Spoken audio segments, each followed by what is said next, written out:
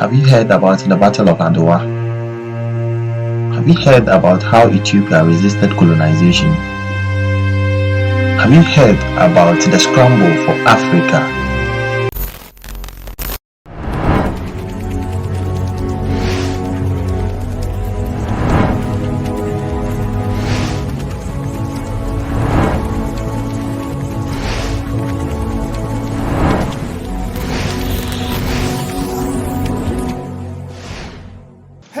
Military conquest was a key attribute at the peak of colonization. One reason the Europeans suddenly became interested in Africa was to show how good they were at war. It was believed the number of territories a country colonized showed how strong its military was. This culminated in the famous Berlin Conference of 1884 to 1885. Where African countries were shared among the Europeans to possess colonies.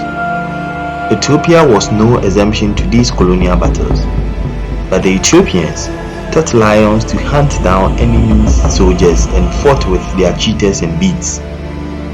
This helped them win colonial battles and became one of the two African countries that have never been colonized.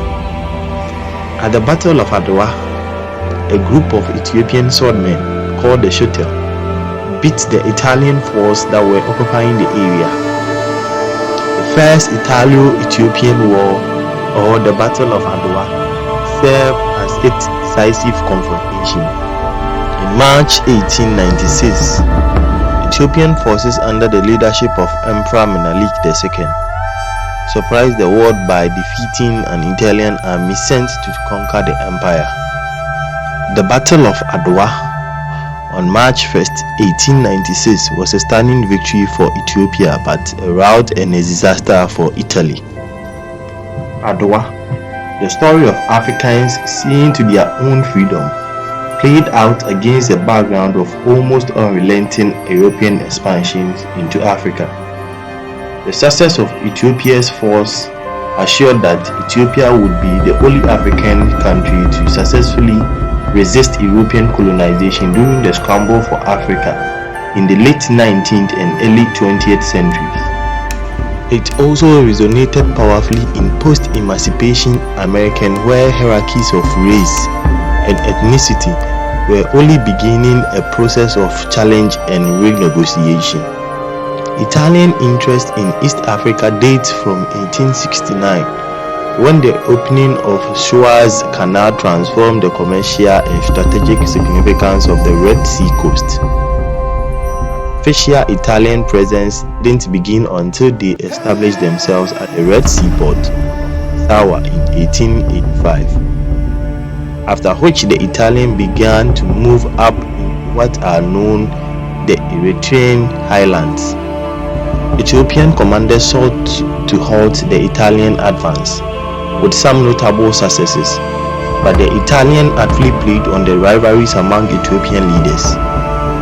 By 1890, the Italians had secured control over a significant territory west and southern of Massawa. They announced the creation of the colony of Ethiopia, with a capital at Asmara. The Italians continued to push westward into the Sudan and southward towards the northern Ethiopian province of Tigray. In late 1892, Ras Mangasha, ruler of Tigray, used the pretext of war against the dervishes to mobilize forces to resist Italian incursions. In a series of victories in early 1895, the Italians defeated Mangashi forces. They pursued Mangashi deep into northern Ethiopia, establishing fortified positions in Tigray and Agami, vastly expanding the territory under Italian control.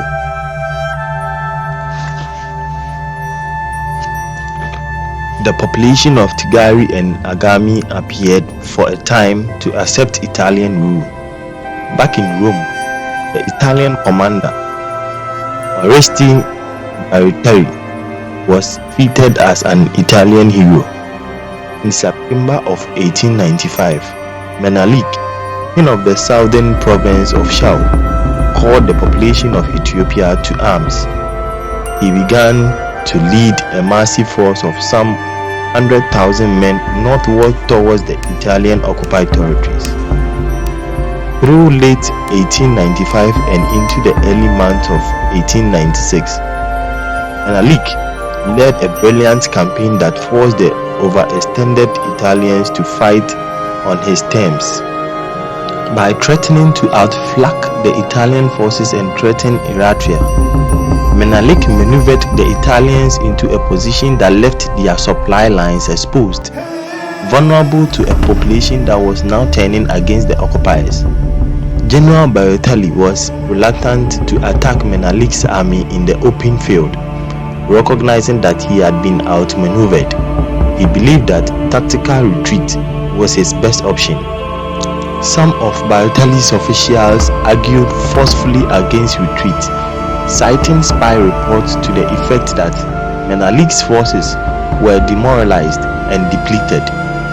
Balotelli agreed to a plan that called for his army of some 15,000 to advance under cover of night and occupy forward positions, a move that would have forced Menelik to lose face if he had declined the attack Italian forces holding strong defensive positions. The advance took place at night on the 29th of February. By dawn, the Italians were to have been securely established in the Ethiopian passes, inviting attack. Instead, one Italian brigade overshot 8 points and virtually marched into the Ethiopian camp.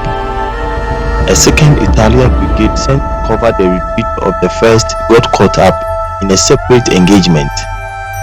Menelik's forces were able to defeat these brigades and the main Italian force in 3 separate combats. By the afternoon of March 1st, 1896, Italian forces were in a desperate, panicked retreat back towards Eritrea. Ethiopia initially resisted the Italians alone, except with the help of volunteers from the United States and other nations.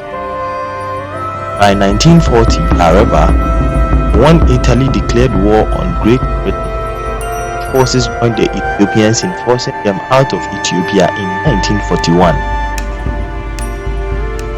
Victory at Adowa sealed the unification of Ethiopia and solidified Menelik's claim to the title of emperor.